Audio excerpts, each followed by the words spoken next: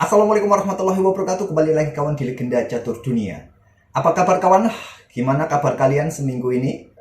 Mohon maaf ya bagi kawan-kawan yang menunggu video-video dari Legenda Catur Dunia. Seminggu ini komputer saya rusak. Minggu lalu kena petir kawan, jadi rusak, harus ganti motherboard. Dan alhamdulillah tadi malam sudah sembuh komputernya.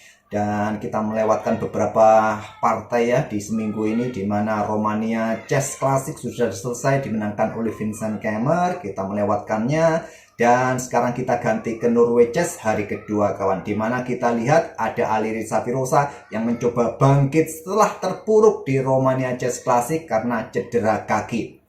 Dan walaupun bermain dengan balutan di kakinya ya, tapi Alireza menunjukkan performa yang bagus di dua game pertamanya kawan. Kemarin di game pertama dia mengalahkan Magnus Carlsen, kemudian di game kedua tadi malam mengalahkan Ramesh Babu Pragnananda, sehingga Alireza Firoza memimpin sementara dengan 2 kali menang kawan dengan 6 poinnya. Cukup jauh terpaut poin kawan dari Wesley So ataupun Domara Djokovic ya, 6 poin, 2,5 poin kawan.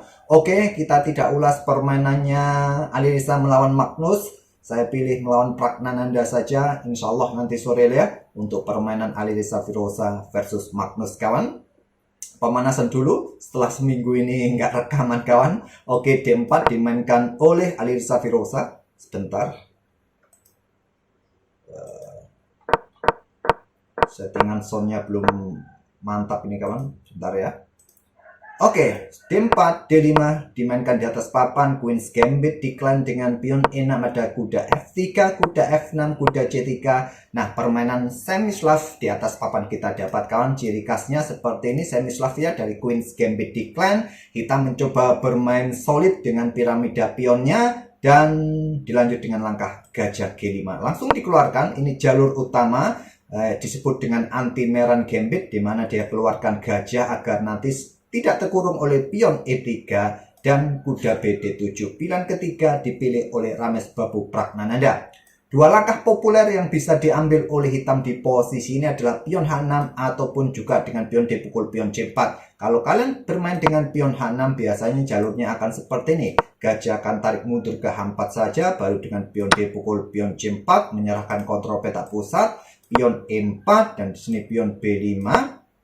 Dilanjut dengan langkah atau bisa juga dengan pion G5 terlebih dahulu ya, gajah mundur baru bermain dengan pion B5 kawan, yang biasa diikuti gajah E2, ada gajah B7, rokade baru kuda BD7.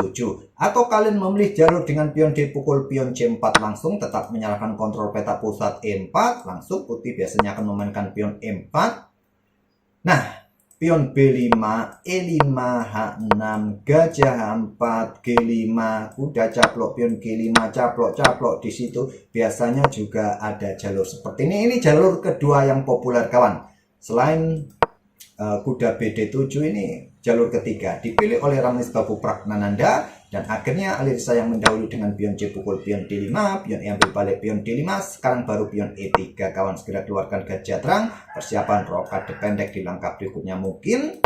H6, gajah H4 diikuti dengan G5 langsung, lanjut Ramesh Babu Pragnananda, atau kalian memilih gajah E7 silakan. Ramesh Babu Pragnananda tidak memberikan kesempatan Alireza mencoba mendapatkan space yang bagus dengan gajah gelapnya, gajah G3. Nah, sekarang kuda ke H5 terus mengejar gajah gelap. Gajah D3 melanjutkan pengembangan dan prak langsung saja caplok, gajah caplok. Maksud saya kuda caplok, gajah G3, pion H yang ambil balik kuda G3. Selanjutnya setelah gajah G7 kawan, di sini menteri naik ke C2, benteng C1 atau masih memungkinkan juga rokade pendek di sini buat putih. Alireza memilih dengan menterinya ke C2 saja, dan sekarang kuda B6. Lanjut Pragnananda buka akses buat gajah terangnya. Nah, benteng B1 atau rokade pendek masih memungkinkan buat putih. Alireza memilih rokade panjang kawan, cukup menarik di posisi ini. Nah, setelah gajah E6, nah di sini raja geser ke B1, lanjut Alireza menteri ke E7. Coba perhatikan di sini Pragnananda ini mencoba untuk mendapatkan kontrol petak B4 kawan, dan mungkin persiapan rokade panjang juga. dia mungkin gak ambil resiko ya bermain rokade pendek karena benteng putih ini sudah mempunyai lajur semi terbuka di lajur H ini. Benteng C1 saja dan Prak memilih rokade panjang ataupun juga bisa bermain dengan kuda C4 ya, mungkin terlihat cukup bagus. Langsung dengan rokade panjang, the best move juga buat hitam. Nah sekarang kuda G4 tantang Alireza Firoza, Raja B8, selanjutnya kuda ke C5 menempati pos yang cukup strategis kawan. Di sini kawan, engine menyarankan gajah C8 untuk menghindari serangan kuda dan juga memperkuat petak B7. Memilih dengan benteng yang ke C8 dan menteri B3. Coba lihat, harus berhati-hati di situ, kuda ini sudah sangat nyaman posisinya. Engine menyarankan raja ini geser saja, menghindari lajur B. Benteng C7 bagus juga untuk memperkuat lajur B-nya. Nah sekarang pion A4 ini harusnya sudah saatnya didorong oleh Alireza Firoza. Alireza Firoza memilih angkat bentengnya dulu. Benteng C3, raja geser ke H8, memberikan kesempatan benteng kalau ingin bermain dan juga menghindari pin di sana kawan, yang ditakutkan juga laju pion di lajur A ini. Benteng HC1 digeser oleh Alireza Firoza dan sekarang kuda D7 tantang Pragnananda. Diterima langsung, kuda chop di sana dan menteri ambil balik juga salah satu opsi bagus. Tadi ada opsi juga untuk ambil gajah. Ini juga disarankan ya, pion ambil balik kuda di sana, menteri geser ke A4. Oke, kuda caplok kuda D7. Gajah ambil balik, baru sekarang mulai dorong pion A4 Alireza Firoza. Pragnananda dorong sisi rajanya dengan pion H5, menteri mundur lagi ke C2. Dan di sini kawan, langkah H4 terus tantang Pragnananda. Pukul, dan gajah F5 tantang Alireza Firoza. Gajah F6 saja, perkuat posisi pion kawan, kemudian lanjut pertukaran lagi kawan. Gajah pukul gajah, benteng yang ambil balik, kita berada di langkah ke-26. Kontrol waktu kedua pemain masih tersisa cukup banyak dan permainan masih dirasa level menurut engine. Tapi dalam permainan catur klasik ya, kalau dilihat dari engine, evaluasi bar menunjukkan sedikit ada keunggulan buat hitam. Apa yang menjadi keunggulan di sini kawan? Kita lihat dari struktur pion sih, kita lihat hitam ini jauh apa ya, putih yang jauh lebih baik dengan solidnya pion ya. Hitam mempunyai 3 pion menjadi kumpulan 3 pion, sedangkan putih hanya 2 saja. Apa yang menjadi keunggulan hitam? Mungkin dari kacamata kita sudah nggak bisa melihat ya kalau tanpa bantuan engine. Lanjut saja, melangkah kuda E1 Alireza Firoza, menteri E4 menantang pertukaran dan terjadi jual beli di sini kawan. Ini kesalahan yang cukup apa ya, mendasar buat Pragnananda menantang pertukaran. Ada opsi juga menyerang pion di sini juga bagus. Dengan menteri ke E4 ini membuat pionnya ini kawan rentan sekali jatuh. Karena di sini ada benteng C5, coba lihat ya. Menyerang 2 buah di sini nanti bisa bergerak ke peta F4, menyerang 2 buah juga sekaligus nanti kawan. Dan apalagi di sini Prak mencoba membobol lajur H dengan pion H3. Ada langkah kuat lainnya, benteng ke E7 untuk memproteksi pionnya ini kawan. Tapi dengan pion H3, pion pukul, ambil balik, dan sekarang benteng F5. Engine menyarankan mundur saja ke D8, tapi benteng D6. Lanjut Pragnananda ingin mempertahankan gajah. Sekarang kuda ke C2. Lanjut nanti manuver-manuver entah kemana kawan, kuda ini sangat berbahaya juga. Nah di sini A6, berikan space buat raja ingin bergerak. Benteng G1 menyusup, baris belakang nanti ke depan. Geser ke lajur F, sangat berbahaya 2 buah hitam di lajur F ini. Raja naik ke A7. Nah sekarang benteng naik ke G4, serang pion di sini. Benteng E6 diikuti dengan langkah kuda ke B4.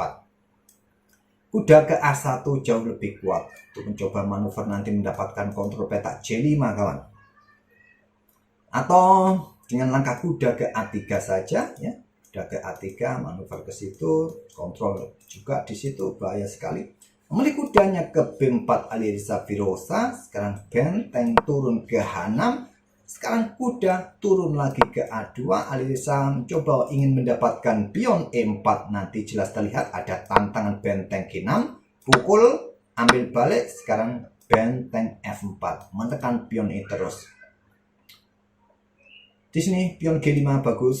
Pion C5 dipilih oleh Rames Babu Pragnanana, membuat langkah pengorbanan untuk kontrol petak B4 kembali. Ya, diterima juga untuk membuka diagonal juga kawan. Nah, sekarang ada pion B6.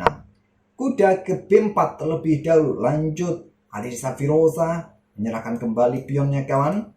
Sekarang pion pukul pion. Kuda D5 menyerang gajah di sana. Terlihat memang jumlah pion setara, cuma seperti yang kalian lihat ya, pion-pion hitam ini kawan sudah hancur posisinya, sedangkan putih solid dengan 2 pion terkoneksinya. Lanjut dengan gajah G5 serang benteng di sana. Nah, di sini jelas benteng G4, kemudian ada gajah mundur D8 diikuti kuda J3. Nah, sulit untuk diproteksi. G5 saja dimainkan, kuda ambil pion E4 mengancam pion ini kembali, dan ada benteng E5 untuk menjaga atau mengawal 2 pionnya sekaligus. Pragnananda, raja mulai diaktifkan oleh Alireza Firoza. Raja C2, raja B6, raja D3, kemudian raja C6. Di sini ada B3 saja untuk memperkuat kontrol kawan. Nah, gajah E7 juga untuk memperkuat pionnya agar benteng juga leluasa bergerak. Tapi mau bergerak kemana benteng hitam ini? Itulah pertanyaannya. Benteng G1, nice move dari Alireza Firoza. Tidak harus mencoba memberikan pressure ini terus-menerus, harus di swift ya. Apakah geser ke lajur H nanti kawan, bisa jadi ke baris ke-6, bisa jadi, kita lihat saja. Benteng D5 cek dulu. Raja mundur ke E2 saja, raja B6 ingin menyusup ke sana kawan. Di sini ada kuda ke D2 saja. Lanjut Alireza Firoza. Raja A5 diikuti dengan benteng G4, batasi ruang gerak raja hitam. Benteng D8. Di sini ada benteng E4 serang gajah F8 di follow dengan raja D1, mencoba untuk mempertahankan pion yang di sini agar kuda bisa leluasa bergerak. Opsi yang lain juga tahan diri saja dengan pion F3, ini cukup bagus juga. Oke, raja D1 pilihan dari Alireza Firoza. Benteng D6, sekarang raja C2, lanjut Alireza Firoza. Di sini benteng F6 mengincar pion yang di sini. Nah, di sini dorong maju, bukan didorong terlebih dahulu, tapi ada skak terlebih dahulu. Kuda C4 cek, raja B4, dan sekarang F3 baru dimainkan oleh Alireza. Kalau benteng ambil, kuda ke sini D2 cek ya, benteng jatuh. Jadi benteng geser ke H6 saja, kuda ke D2 discover cek, raja ke A3, dan sekarang A5 kawan. Awas skakmat di depan mata. Pragnananda masih mencoba dengan benteng H4-nya, F4 blokade, skakmat di depan mata, dan C4. Benteng ambil pion C4, Pragnananda menyerah di langkah ke-60.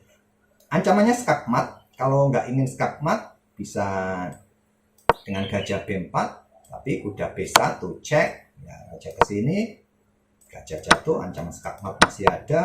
Ataupun juga kalian memilih langkah yang lain seperti raja ke A2, benteng A4 cek, blokade di sana, dan ya susah ya, susah, nggak bisa ngapa-ngapain juga. Benteng cek di situ, raja C3, dan gajah jatuh, sudah nggak bisa dipertahankan permainan. Oke, terima kasih kawan yang sudah langsung balik dan nonton video ini. Ya, seminggu ini masih agak kaku, seminggu nggak rekaman. Insya Allah nanti sore kita lanjut permainan Alireza lagi ya, saat bertemu Magnus Carlsen di game pertamanya. Terima kasih, jangan lupa tinggalkan jejak kalian. Wassalamualaikum warahmatullahi wabarakatuh.